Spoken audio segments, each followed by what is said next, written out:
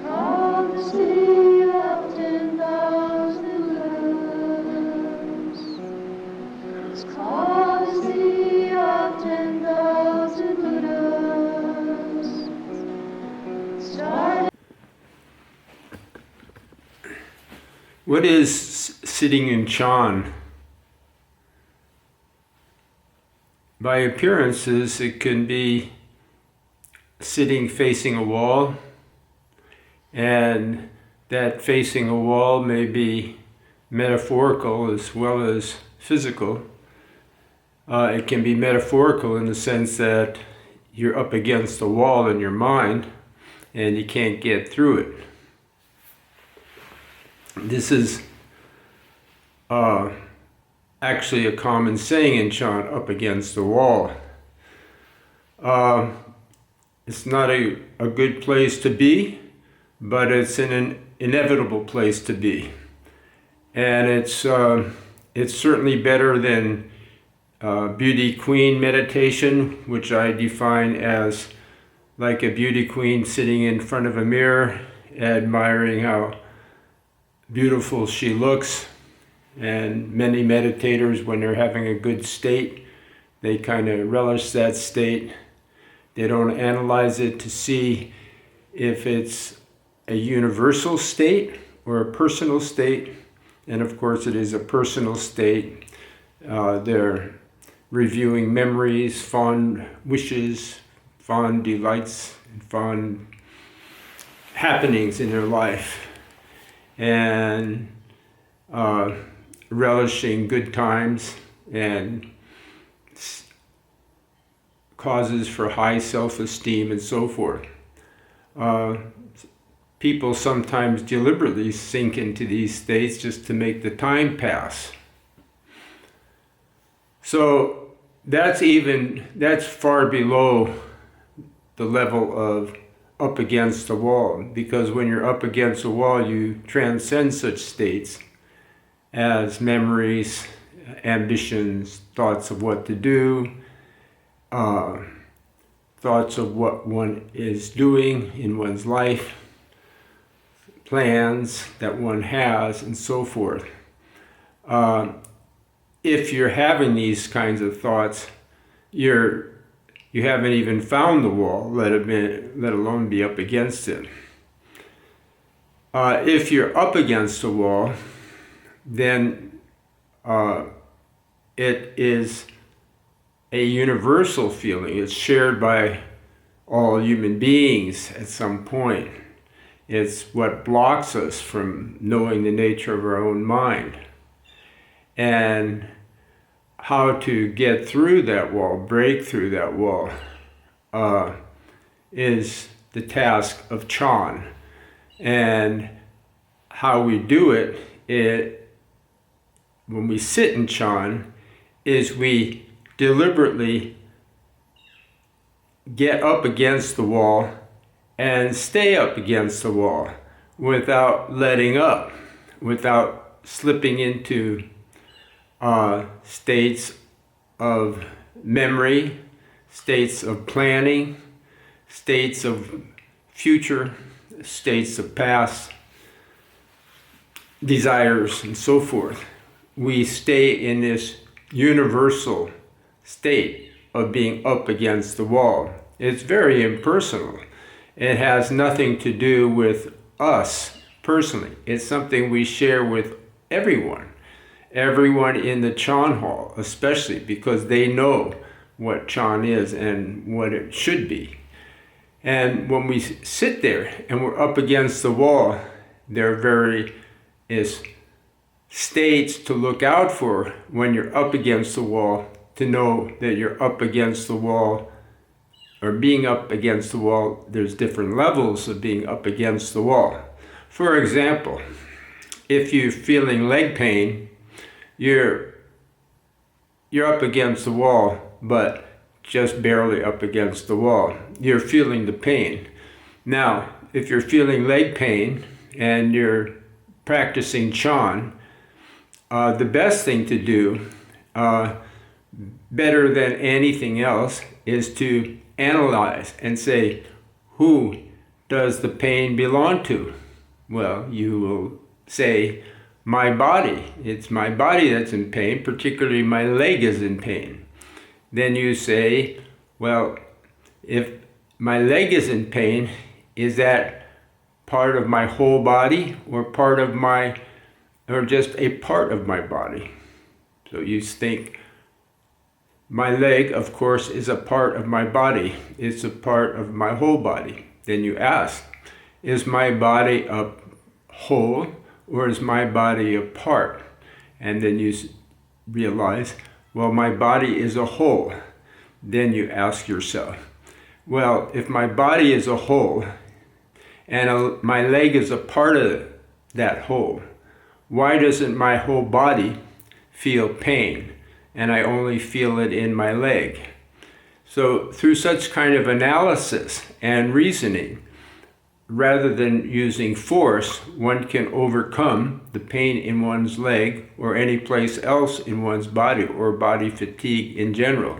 One can transcend it completely through the use of analysis and language. So when we practice Chan and we're up against the wall, we want to see through our bodily pains first of all. We want to analyze them and know why they're there and how to overcome them, and we shouldn't be afraid to use language interspersed with the Wato technique or the koan or whatever Chan practice we have to make a breakthrough through the wall. Once physical pain is left behind and we're sitting, we will have various kinds of emotions arise. Disturbing emotions, thoughts of anger, jealousy, greed, and so forth. Just general emotions common to all individuals. Who do they belong to? Well, the particulars of those emotions, we might say, belongs to me, because other people don't share those same particulars that I do.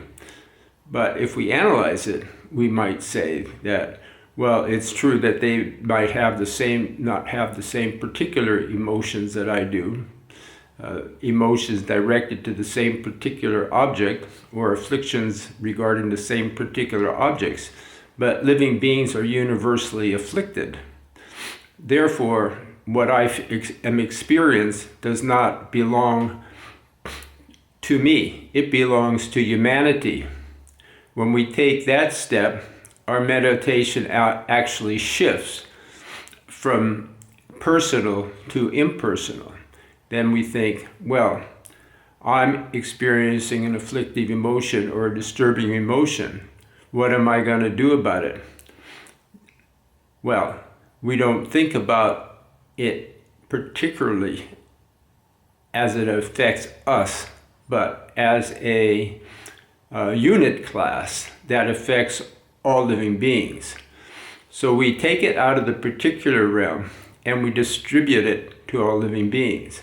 Once we do that, our motivation is enhanced tremendously. When we enhance our motivation, we enhance the strength of our motivation, and we're up against the wall on a higher level because we have generated an altruistic motivation.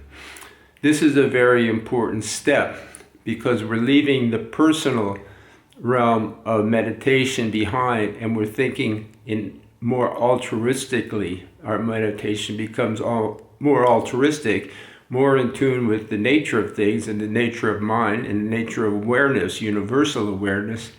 When we plug into that, we have far more power in our meditation.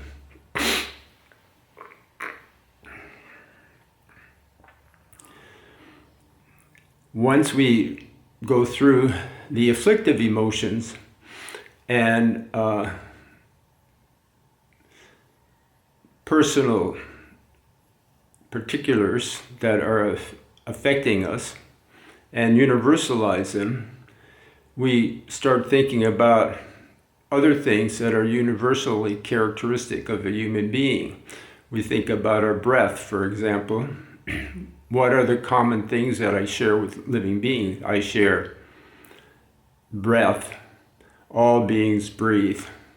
All beings, our breath is regulated by a life force. That life force is not unique to me, it's unique to all living beings. What is it? Who is it that breathes through this body of mine? Is it the same or different than the life force that breathes through everybody? You ask that question, and then you say, who am I? Well, obviously, that I is distributed. It's distributed now broader to all living beings, because all living beings, like you, they breathe. They want to be happy. They don't want to have suffering. So when you practice Chan and you have a awareness of one's own breath, which you should have when you're practicing Chan, you should be able to look deeply into the breath you're experiencing in yourself and go beyond the personal feeling you have and feel the breath all around you as if you're feeling yourself breathing, or the life force breathing through you as it is through all other beings. So that's called prana, and it's universal. You can regulate your personal breath to a certain extent, and that will help you plug into the shared prana, shared life force that everybody has. So when we're practicing Chan, we should always be aware of our breath as the breath that is shared by all living beings, and try our very best to plug into that. Where do my thoughts arise? Where does language arise? Where does I arise? The thought I am arise. It arises to the right of the heart, slightly to the left of the center of the chest. That's where the I resides. It's always present there. It's not present anywhere else. When you leave that center of the I, that awareness, when you daydream or when you night dream, while you're gone, you don't know what's happening. When you return, you know you left. But the I was present all along. Where did you go? And what was it that went?